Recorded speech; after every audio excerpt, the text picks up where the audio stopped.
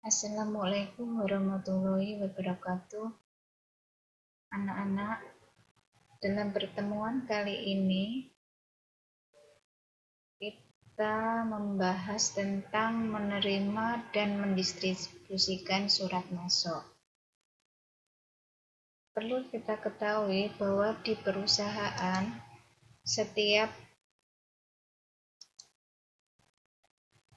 hari yang kita tangani adalah surat masuk dan surat keluar, baik itu instansi pemerintah maupun di perusahaan swasta.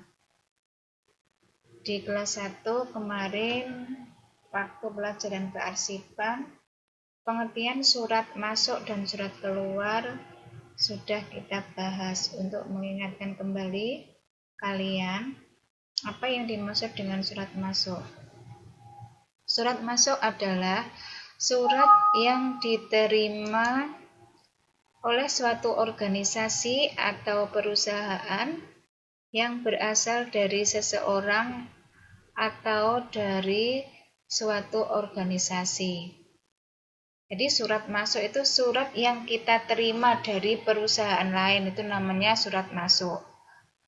Untuk surat keluar adalah surat yang dikeluarkan atau dibuat oleh suatu organisasi atau perusahaan yang dikirimkan kepada pihak lain, baik perorangan atau kelompok. Atau juga disebut surat keluar itu adalah surat yang kita keluarkan. Misalnya kita bekerja di perusahaan A, kita mengirim surat ke perusahaan B, itu namanya surat keluar.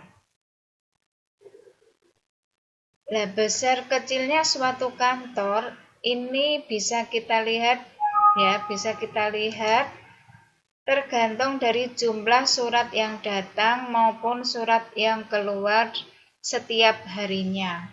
Coba kita bayangkan, untuk surat masuk satu hari misalnya ada 10 surat. Kalau satu minggu berapa?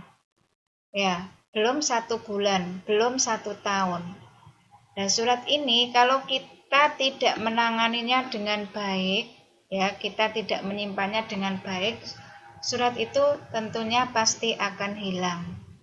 Begitu juga dengan surat keluar. Kita mengeluarkan surat keluar, kita tidak hafal berapa surat keluar yang kita keluarkan pada hari ini. Misalnya ada 10 surat. Kalau 1 minggu misalnya berapa? Nah, kalau kita tidak mempunyai arsipnya, kita tidak akan bisa menghitung berapa surat yang kita keluarkan.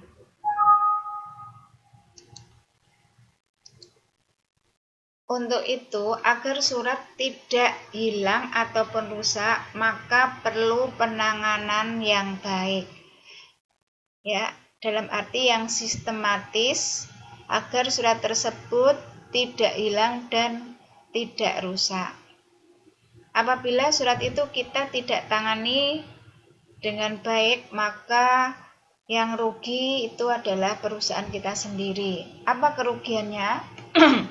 Yang pertama, surat dan informasinya bisa hilang.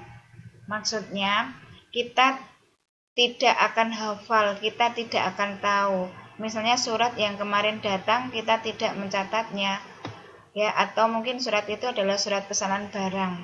Kalau tidak kita simpan, kita tangani, maka kita akan kehilangan peluang. Yang kedua, kantor menjadi tidak rapi. Dalam arti surat itu akan menumpuk di meja, dan banyak sekali sehingga berantakan. Jadi kemungkinan di meja pimpinan atau di meja sekretaris atau administrasi, pegawai administrasi ini suratnya akan menumpuk banyak. Kalau 1 hari, 2 hari kita biarkan sampai 1 minggu atau berbulan-bulan kita biarkan, ini akan numpuk. Yang ketiga, surat sulit ditemukan. Apabila pimpinan atau kita memerlukan surat, surat itu tidak kita simpan, ya misalnya kita akan membutuhkan surat tertanggal bulan kemarin, misalnya bulan Juni tanggal 1. Kalau kita tidak menyimpan dengan baik, maka kalian seharian pasti tidak akan menemukan surat tersebut. Ini adalah kerugian-kerugian yang kita hadapi apabila surat itu tidak kita simpan dengan baik. Nah, manfaatnya apa kalau surat itu akan tersusun dengan baik atau kita simpan dengan baik? Ya, yang pertama, surat itu akan tercatat.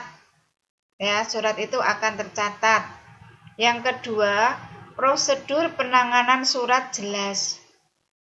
Ya, prosedurnya jelas. Surat itu dikirimkan pada perusahaan kita dan akan kita distribusikan kemana, jadi jelas. Ya, yang ketiga, surat juga akan tersimpan dengan baik karena kita tahu bahwa penyimpanan surat ini kan ada 5 sistem. Ya, untuk mengingatkan kembali ada sistem abjad, ada sistem nomor, ya, ada sistem tanggal, sistem wilayah, dan sistem subjek. Di samping itu juga rahasia akan terjaga. Kalau kita simpan berarti surat itu akan rahasianya akan terjaga. Jadi tidak semua orang mengetahuinya. Ya, ini.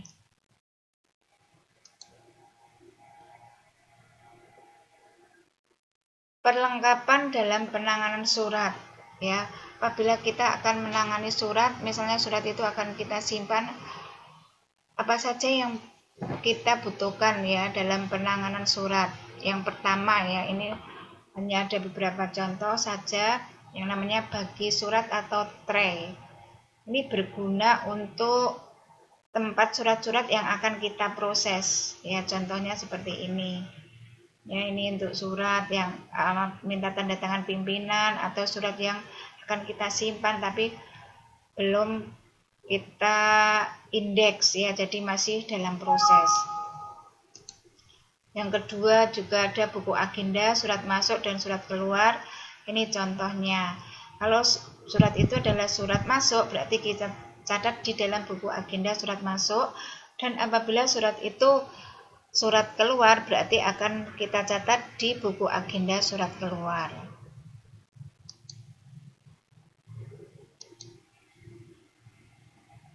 Ini perlengkapan yang ketiga, ada yang namanya sekretaris desk file atau juga outner ya. Ini kumpulan arsip dengan jenis klasifikasi pekerjaan sesuai dengan kelompok berkas yang akan kita tangani. Ini adalah outner. Misalnya outner ini untuk menyimpan surat sistem abjad, misalnya untuk sistem subjek. Jadi ini sesuai dengan klasifikasinya. Yang keempat, yang sering kita abaikan ini biasanya adalah alat pembuka surat. Mengapa kita perlu alat pembuka surat? Ya, kadang-kadang kalau kita mau membuka buru-buru kita sobek sehingga isinya juga ikut. Makanya di sini ada beberapa contoh alat pembuka surat, ada gunting ya, ada yang pisau atau apa itu namanya, cutter ya, atau juga yang mesin berupa mesin elektrik ini. Ini adalah contoh dari alat pembuka surat. Ya, ini pertemuan untuk kali ini. Ya, kalau ada pertanyaan nanti bisa kalian tanyakan ya lewat classroom atau juga nanti waktu ketemu ya pertemuan praktek kalian bisa menanyakan. Ya, sekian dari saya. Terima kasih atas perhatiannya dan terima kasih atas kehadirannya. Saya ucapkan wassalamualaikum warahmatullahi wabarakatuh.